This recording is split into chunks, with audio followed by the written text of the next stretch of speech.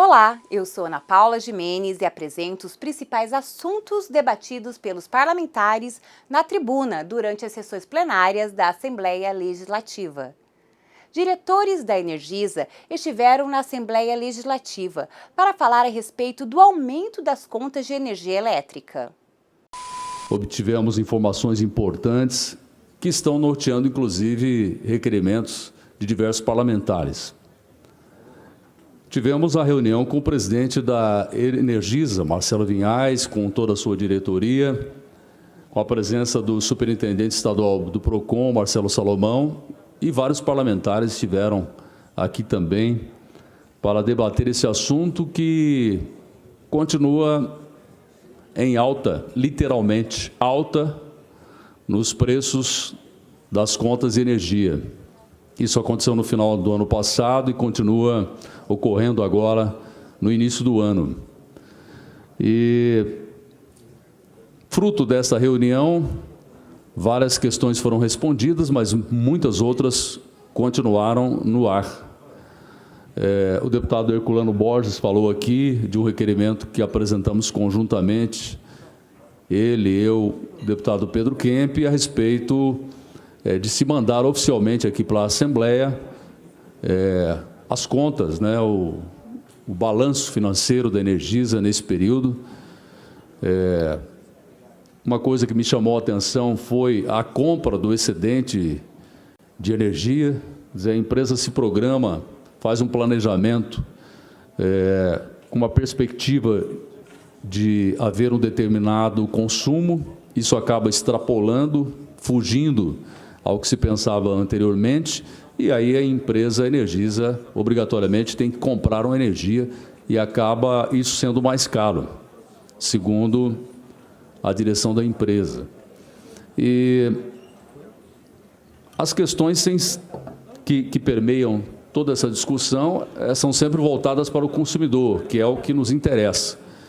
Se nesse momento o consumidor tem que pagar pelo fato da empresa ter que comprar mais caro, e quando a empresa compra mais barato, isso é repassado também ao consumidor.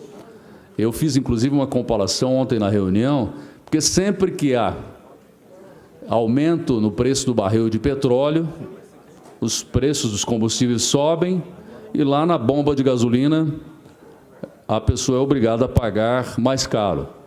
Mas, ao contrário, quando o preço do barril cai no mercado internacional, nós não temos esse mesmo procedimento, não diminui a conta para o consumidor. Da mesma forma, nós suscitamos essa dúvida, quando ocorre essa oscilação para cima, o consumidor paga o pato. Agora, quando isso ocorre o inverso, uma energia comprada mais barata pela concessionária, isso não é repassado ao consumidor. A Energisa tem batido na mesma tecla, e ontem na nossa reunião não foi diferente aqui nesse plenário, de que as temperaturas altas nesse período fizeram com que o consumo aumentasse, e eletrodomésticos como geladeira, ar-condicionado, têm que aumentar a sua geração de energia à medida em que tem que se manter na temperatura adequada, e cada vez que sobe a temperatura, o gerador trabalha mais. Nós não aceitamos essa justificativa tão simplista assim. Afinal de contas, as reclamações são generalizadas, ocorrem no estado todo, não é aqui ou acolá. Gostaria de ressaltar aquela questão que nós debatemos aqui da tributação em cima do valor cobrado na tarifa de energia elétrica. Além do que Vossa Excelência já disse, de que a explicação bastante simplista, né, de que esse aumento das contas se deu em função da alta temperatura, né, calor excessivo, mas também chamou a atenção essa questão dos tributos. A pessoa que consome até 50 kW, ela não paga ICMS, né? mas se consome a partir de 51, ela já vai pagar 17%, né, de ICMS. Isso já impacta bastante no valor da tarifa, porque a pessoa, num mês, ela pode ter consumido abaixo de 50 ou durante o ano todo, né, em função de ter apenas uma geladeira em casa, um bico de luz, porque nós temos muitas famílias pobres. A prova disso é que o deputado Barbosinha estava fazendo o levantamento do número de famílias que teriam direito à tarifa social. Nós vimos que é um número bastante elevado, né? Mas então, num determinado mês, a pessoa gasta 1 kW a mais, ela já vai pagar 17% de ICMS. Então, deputado, é uma situação que eu acho que nós deveríamos até estudar aqui uma proposta para encaminhar para o Executivo, já que isso tem que ser regulamentado por lei e é iniciativa do Poder Executivo, né, que nós propuséssemos um escalonamento, né, dessa cobrança do ICMS, para que a família pobre ela não tenha esse sobressalto de um mês para o outro por ter gasto 1 kW a mais, pagar já 17%, né, de ICMS. Pois não, deputado. Gerson Claro. Quero, em primeiro lugar, parabenizá-lo pela condição dos trabalhos ontem e pela discussão deste tema que, de fato, a população tem cobrado. A manifestação da classe política de maneira geral, os vereadores, em todos os municípios a gente tem acompanhado, é um assunto palpitante. Discutir a composição tarifária e até a questão de alíquota, eu penso que é um caminho, né? Como disse o deputado Pedro Kemp, que me antecedeu, a escalonamento de alíquotas. Nós fomos, inclusive eu fui questionado ontem, algumas pessoas, por que nós pagamos o ICMS? E aí eu cheguei a explicar para a pessoa, é uma questão de princípio tributário. O cidadão não paga o ICMS, quem tem responsabilidade de pagar o ICMS é a empresa que comercializa o produto. Na verdade, o cidadão suporta o ônus do ICMS, assim como qualquer produto que a gente compra. Qualquer produto. Vamos lá, a gente toma uma cerveja, você paga o ICMS. Então, você suporta o ônus, mas quem paga, quem tem a obrigação tributária é a empresa que faz a comercialização. Então, uma coisa é a composição tarifária, são as alíquotas. Mas me parece muito mais questionável, até como o senhor disse, a explicação simplista ontem, e como a explicação foi simplista, eu ouso também usar esse momento para, de uma forma simplista, duvidar e questionar a questão desse sistema de medição. Pois não, deputado. Muito me preocupa a questão da complexidade para entender a forma de cobrança das contas. Nós vimos aqui, muito bem colocado pelo deputado Evander, que existe uma forma de cálculo abusivo, uma bitributação em cima das cobranças na hora de atribuir o ICMS. E essa pauta ela tem que ser discutida por essa casa. Não só entender a cobrança, a maneira como vem sendo provocada a incidência desses tributos, é que a maior justificativa sobre o aumento da conta de energia é num fator natural. O consumidor não pode ser responsabilizado por um fator natural. Jogar a culpa na temperatura é muito fácil. Existe uma tarifa social que as pessoas não têm acesso, nós não conseguimos obrigar, vincular a identificação dessas pessoas. Muito bem colocado pelo deputado Barbosinha. Agora, nós poderíamos estudar, sugerir, questionar e brigar pela implantação de uma tarifa de verão. Porque o contribuinte, o consumidor, não pode ser responsabilizado por um caso fortuito de força maior que é a força natural. A maior surpresa ocorre porque ele não tem o conhecimento que a Energisa, que as outras companhias dos outros estados de energia elétrica detêm, que o aparelho dele, a maioria dos eletrodomésticos dele, possui uma variação no consumo em razão do calor. Permita-me uma parte, por favor. Pois não, deputado. Parabéns pelas palavras, assino embaixo em tudo que foi dito. Quero também ressaltar um ponto, parabenizar as pessoas que parece que estão tomando gosto por serem os fiscais de si mesmas. Então, eu vejo com muito bons olhos essa manifestação popular que a gente recebe diariamente em nossas redes, as reclamações.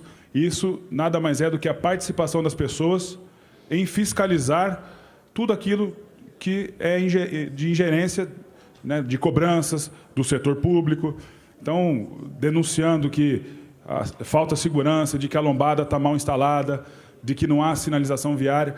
Então, tudo isso aí, para nós, é muito positivo. Nós, como deputados, somos representantes das pessoas, receber esse tipo de reclamação e reforçar o importante papel das pessoas de serem os verdadeiros fiscais de todo o serviço público. Deputado Marçal Filho, eu penso que a reunião de ontem ela foi importante, porque nós recebemos dados e informações da Energisa. Esses dados eles precisam de ser analisados, avaliados, até para que nós possamos ter, no dia 12 de março, uma audiência pública frutífera, né? Que nós tenhamos indagações, trazer a ANEEL, trazer a Electro, que não participou da reunião, é importantíssimo, porque tem a região de Três Lagoas, 5 municípios atendidos pela Electro, que vivem os mesmos problemas que vivem as outras regiões do Estado. Agora, é evidente que nós temos que analisar. Eu vi a tese do deputado João Henrique sobre o caso fortuito ou força maior, não é? Que esse calor entraria dentro do caso fortuito, o consumidor tem almoço grátis. Evidente que alguém tem que pagar essa conta. Suposta espionagem da Agência Brasileira de Inteligência a bispos foi tema de debate na tribuna da Casa de Leis. Estamos vendo o setor de inteligência do governo federal, através da ABIN, monitorando bispos e padres da Igreja Católica que estão organizando um sínodo de bispos que vai acontecer no Vaticano, que terá como tema a Amazônia, que não está restrita ao Brasil, mas a outros países que fazem fronteira com o Brasil e que também fazem parte da Amazônia, e representantes destes outros países da Igreja Católica estão participando numa comissão que irá organizar este sínodo. O que é um sínodo? É uma assembleia de bispos convocada pelo Papa Francisco. Qual que é o objetivo desse sínodo? Discutir a evangelização na região da Amazônia, que tem características peculiares, que tem problemas bastante específicos. Aliás, a presença da Igreja Católica na Amazônia, ela é secular, e muitos padres e bispos dedicam a sua vida, entregam tudo o que têm, tudo o que poderiam ter, para se dedicar à evangelização numa região muitas vezes inóspita, e estão ali com o único objetivo de defender a vida, a dignidade das pessoas. Acontece que a evangelização, ela não é neutra. A evangelização, ela está dirigida aos povos da região, que muitas vezes enfrentam descaso do poder público, injustiças, são pessoas marginalizadas, como negros, índios, ribeirinhos, comunidades tradicionais, que estão distantes muitas vezes de centros urbanos, carecem de serviços públicos, estão muitas vezes privadas do acesso a determinados serviços públicos, como assistência médica, até mesmo como educação, escola. Agora, o governo federal utilizar a ABIN, os órgãos de inteligência, para espionar bispos brasileiros, padres que estão preparando essa reunião, com a desculpa de que podem discutir ali, ou sei lá o que, tramar alguma coisa que vai colocar em risco a segurança nacional. Isso é uma piada de mau gosto, para não dizer também que é um crime. Mas informa Vossa Excelência que o governo, através do ministro do Gabinete de Segurança Institucional, General Heleno, já desmentiu essa informação. Inclusive, a expressão que ele usou é de que a informação é descabida, de que a ABIN, que é a Agência Brasileira de Inteligência, estaria espionando essa questão do sínodo. Dizer a Vossa Excelência que a preocupação do governo federal é uma só: cuidar bem dos temas que fazem parte dos interesses nacionais e da segurança nacional. Crime é o que fazem em livros educacionais fora do Brasil, determinando a Amazônia como um território internacional. Isso sim é um crime, e a ABIN está com razão em estar preocupada com os interesses nacionais, como bem disse o colega Coronel Davi. E isso eu acho que é um tema muito importante, tem que sim ser debatido, mas a questão principal de todo esse tema chama-se segurança nacional. E eu sou a favor que haja, sim, a influência da ABIN, que ela seja utilizada para esses fins, que é um interesse também nosso, de termos os nossos territórios, todos eles delimitados e principalmente seguros, principalmente aí com as Forças Armadas, que estão presentes juntamente com as demais, mais de 10 mil ONGs que existem na região amazônica, ferindo os interesses nacionais. Eu acho que é um crime, aliás, e o governo federal deve pedir desculpas ao Papa Francisco por ter feito uma espionagem em cima dos bispos que estão preparando uma reunião para discutir como pregar o evangelho na região da Amazônia. Fim da taxa antidumping sobre o leite da União Europeia pode prejudicar produtores de MS. Quero aqui fazer um manifesto contra a decisão do ministro da Economia de suspender a taxa antidumping sobre o leite importado da União Europeia da Nova Zelândia, conforme publicado no Diário Oficial da União semana passada. E quero aqui tecer algumas críticas, porque na América do Sul temos grandes países produtores de leite, a exemplo do Uruguai. E caso, no momento de alteração dessa política antidumping, capitão Contara, deputado Antônio Vaz, não seja observado critérios idênticos na elevação do imposto de importação, taxa de um percentual aproximado aí de 40%, ficará muito difícil para os produtores de leite, um produto nobre, mas que possui dificuldades de agregar valor no momento de externar e revender sua produção. Os produtores de leite pedem socorro, estão preocupados, e essa casa precisa advertir, estabelecer parcerias com o governo federal, através da nossa bancada de deputado federal, de senadores, para entender e transmitir para os nossos amigos produtores rurais, produtores de leite, como é que vai ficar essa questão. O programa TV Aberta fica por aqui. Obrigada pela sua companhia. Aproveite e siga nossas redes sociais.